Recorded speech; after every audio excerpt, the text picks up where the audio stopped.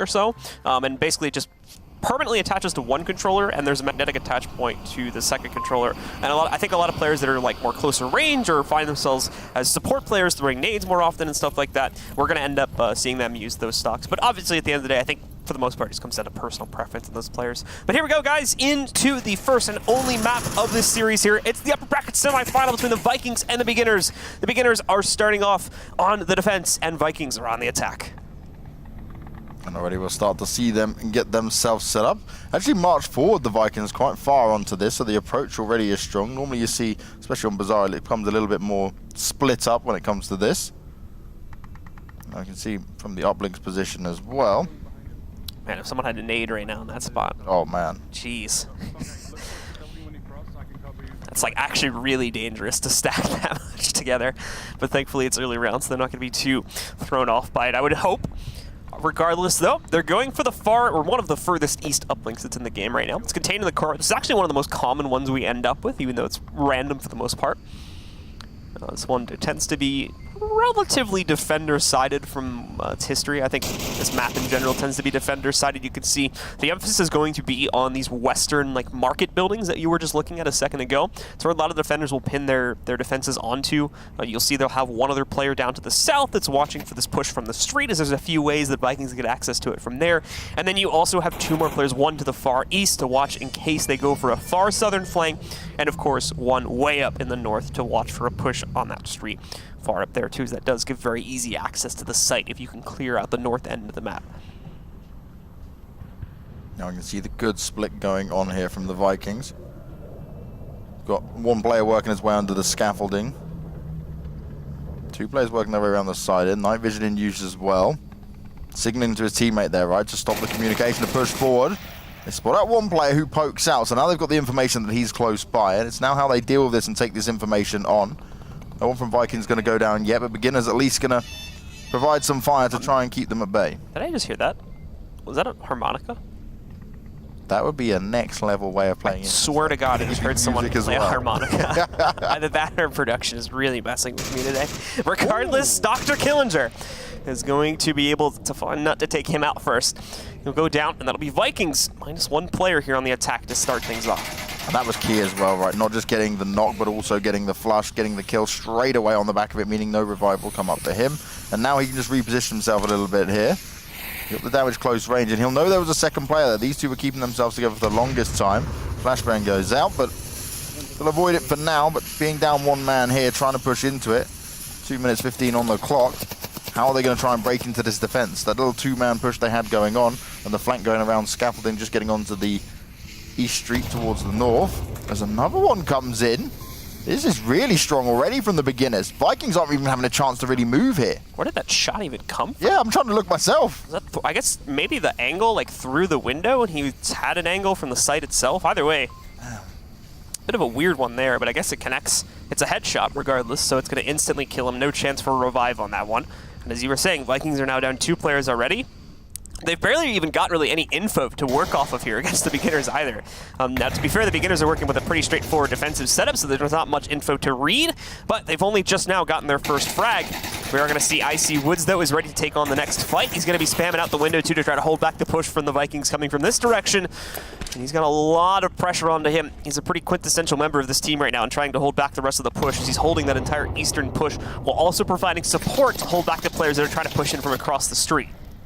They see here, Nolik, he has a lot of information, but he's becoming one of the final 2 members left alive. Now he is the final member left alive for Vikings. There was a player near him there towards the east spawn, but it's not going to work out for him. He will go down regardless. It's Woods to get the job done. And straight away, Beginners get not just a very good, but a very convincing first round on the board. Yep, a solid start for them. Not much in the way of actually their opponents getting close to the uplink, unfortunately, due to them losing so many players so early on. Like, if you lose more than 2 players, which they were already 2 players down as they were approaching the execute, trying to pull off and execute against a full 5-man team is going to be so difficult to achieve because, one, you don't have absolute confirmation of where any of those players are at. because you haven't, used a drone, which, to be fair, I think we've only seen a drone used like once the entire season so far, so it's not a very common thing to see.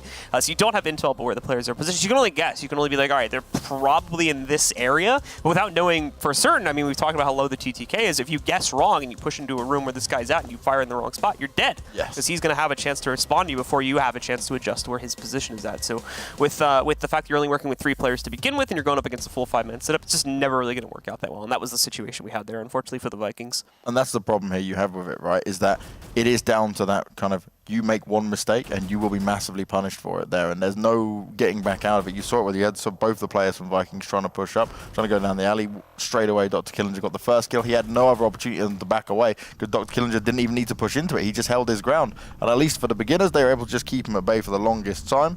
Now the uplink won't change. It'll stay over towards the hotel, but let's see how the beginners can do now on their approach to come into this. All right, well, let's get into it. Let's see if the Vikings can pull off just as successful of a defense, or if the beginners have a little bit more work to bring to the table on their own attacking side to bring this into their favor. And most importantly, I want to figure out who is playing that harmonica. Because I definitely heard a harmonica. I'm not going to say you're going crazy. We might hear it again. Let's wait and see. I'm really hoping we do. Because if not, otherwise, you're going to have to go back on the vault. I might actually have to go see a shrink if not. Harmonica noises are now in Blue's mind. And a different split going on here from the beginners. We've got one player working across the North Street at the moment on his own, playing that solo role, just looking out. But he has got to be careful of the player hiding behind the north wall or towards the east. Shots coming out, but it's Smoll's just giving some cover fire, making sure they know exactly where he is.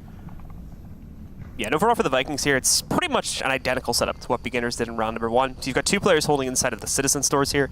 1 player to the far north, 1 player holding the south side of this courtyard, and 1 player over to the east holding in the junkyard. The only real difference is the junkyard player is a little bit more like extremely pushed out. He's trying to immediately kill anyone that tries to push the junkyard. Whereas in the last round, you had one of the Woods brothers holding on the inside of it, and he was a little bit more passive, just trying to kind of just have the position and more be threatening just as a result of him being there rather than actually trying to get kills. Now we've got 2 of the beginners players down towards the southeast outskirts, and they should be the ones that are able to flush out the kind of more soloed out player here from the Vikings.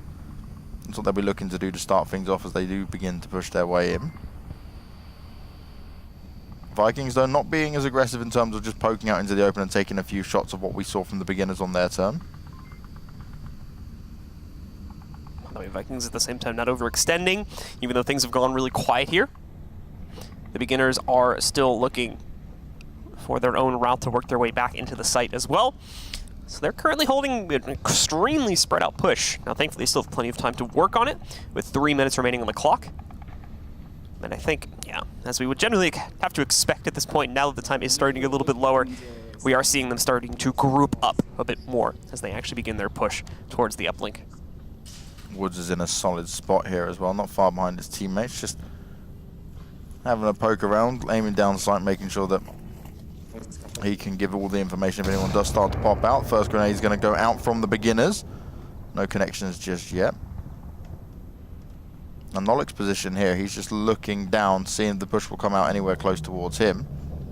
But little do they know, because they don't have the information to play off just yet. The beginners have started to group up now around the central market and just on the edge of the scaffolding near the hotel courtyard. So they've got some time to work their way in, but on 2 minutes they will need to start getting their move on very soon, as Dr. Killinger just trying to work his way up to some high ground here. I'd be looking to try and see if he can isolate out the Vikings player that's holding on the junkyard. No luck on that yet as far as we can tell. It's actually a very passive round overall here with no kills happening at sub 2 minutes now. So both of these teams really timid on trying to take the duel. Ultimately this plays into Vikings' favor though. Yeah. They can sit there and wait all day long. It's the beginners that will have to challenge for this soon. And this is the key thing, is that, well, yes, beginners still have their full 5-man push. They haven't made a whole lot of progress in terms of map control here. So while they can, fully commit to their push, yeah, ultimately they still got to run into the defensive setup. And there you go. You're going to see exactly the results of that. Spoilty makes his push inside of the market here through one of the alleyways, and he's able to knock out one. Dr. Killinger will find a trade, but at the same time, Korzai is able to trade back the frag onto Killinger himself. So we end up now 4 versus 3 with an advantage to Vikings. No longer, though, as both Spoilty and Femi Fungi go down. And just like that, it's the beginners that now have the advantage. See, the Vikings, they were the first team to push out there off the back of it, and the beginners now will make him pay the price for it. And the uplink coming in, this is huge. If he can get this, that's going to be an instant win. There is surely no way they're going to allow this. More players going down here for the Vikings, and they failed to defend it. The beginners go 3-0. They take the first